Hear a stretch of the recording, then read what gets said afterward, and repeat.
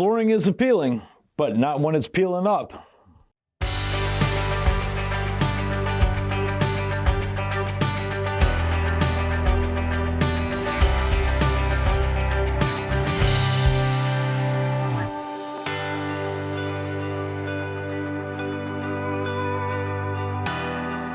Hello and welcome to another When It Comes Down to It with Chuck Boutall, Director of Education at the Restoration Technical Institute. We don't want you to spend a fortune on a beautiful floor that only lasts less than a year as problems arise.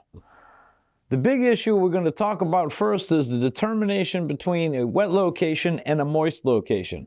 A moist location is a damp area. In other words, anything like a damp basement, unconditioned spaces in a home or a commercial building.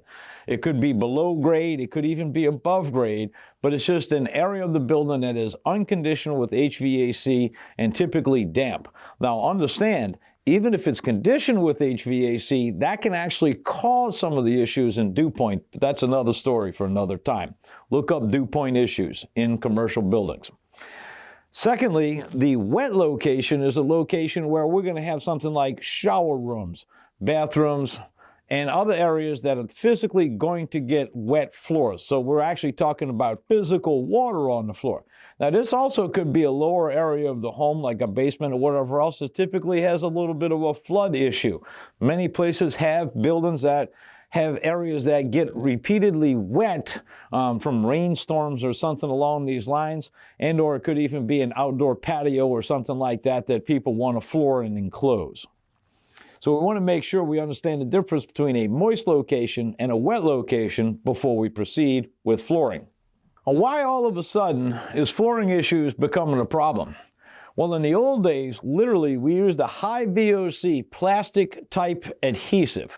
So this is kind of like plastic model cement. It was extremely strong bonding, and it had very high tolerances to moisture and water. The problem is it was very high in VOCs and caused a lot of problems with installers and the health and welfare thereof.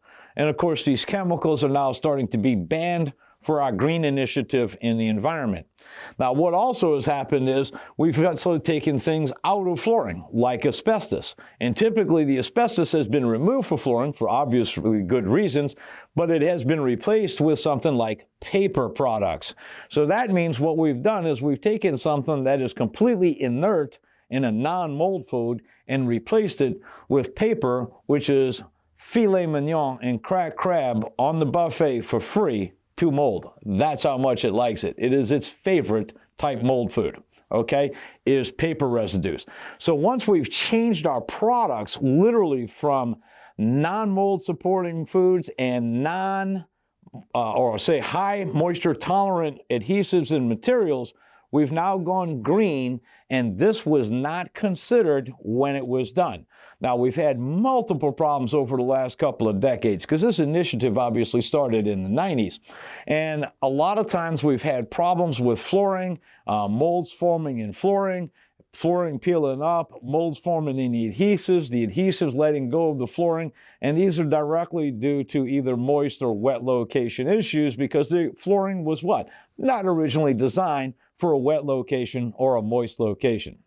Some of the additional aspects that have happened also just since basically COVID. Since COVID, what we've done is we're doing an extra amount of mopping or cleaning of the floors with liquid water and some type of chemicals. And also we're doing a lot more of misting or spraying chemicals into the air, helping to clean the air.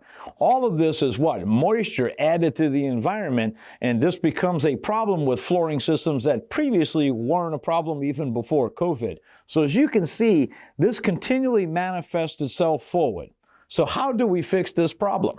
How we fix it is choosing the correct flooring type for the location.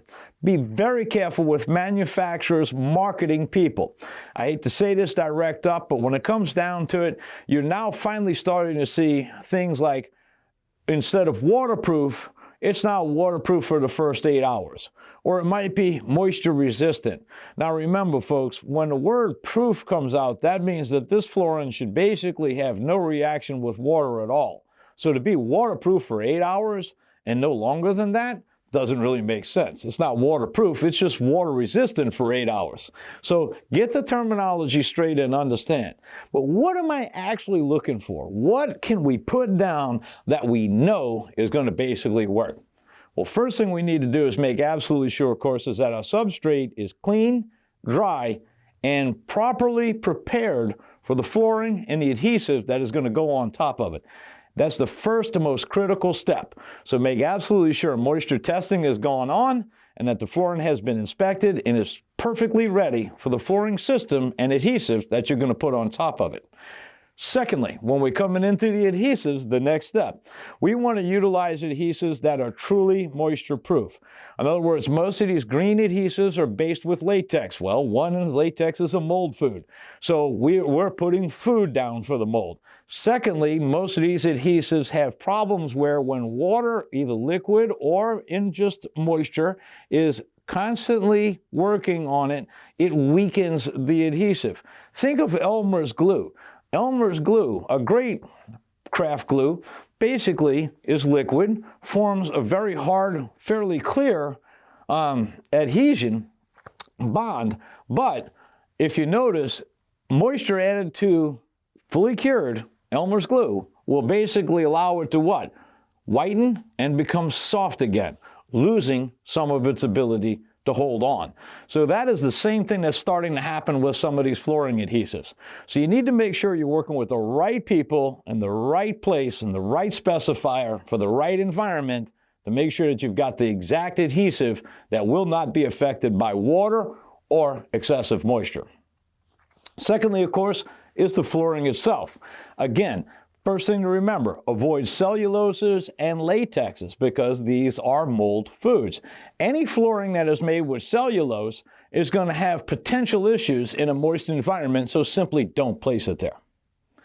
Any flooring adhesive or flooring system that has latex in it is probably going to have issues as well if it's put into a moist or wet environment. These are perfectly fine for second and third story of a conditioned space, but not for floor slabs on grade or basements, especially below grade, where we're going to constantly have a moisture issue.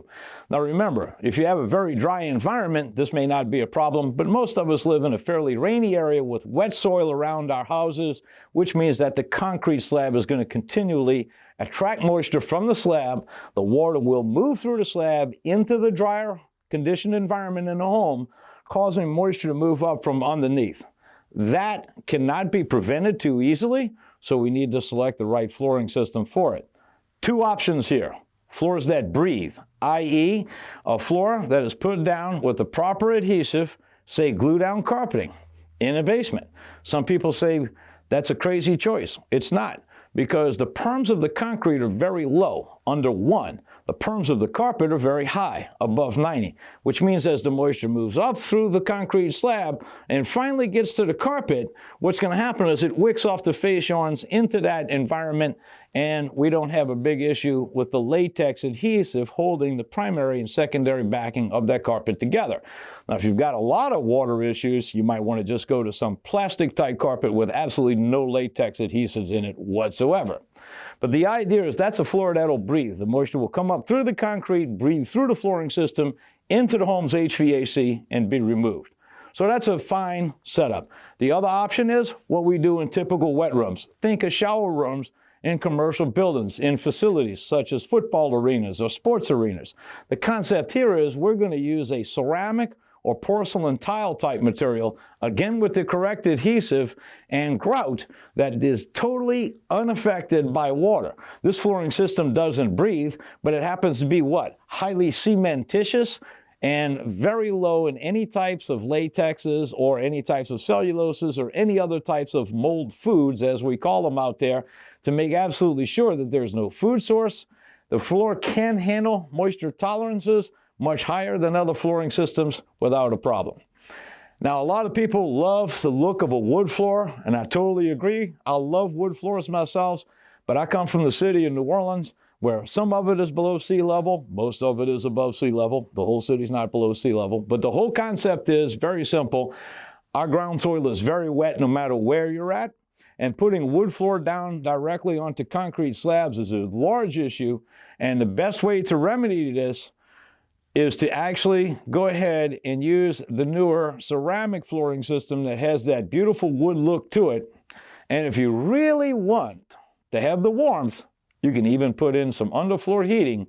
But again, be very careful with underfloor electric heating systems when you're dealing with moist locations, because that is still electrified and can be a problem. Not electrocution-wise, but it can defeat your heating system. Remember, when it comes down to it, properly prepared substrate that is dry, clean, and suitably prepared for the flooring system that goes on top of it.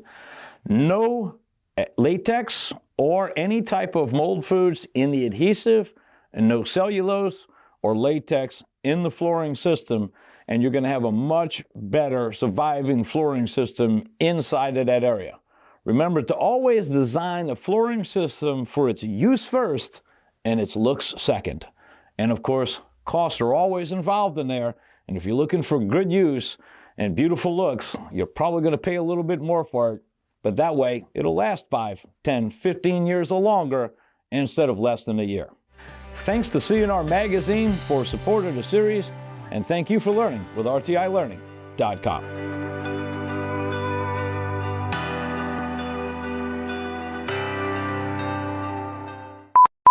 Thanks to C&R Magazine for, thanks to Magazine. Thanks to C&R Mag, spitting all over the place now, here we go. So remember, when it comes down to it,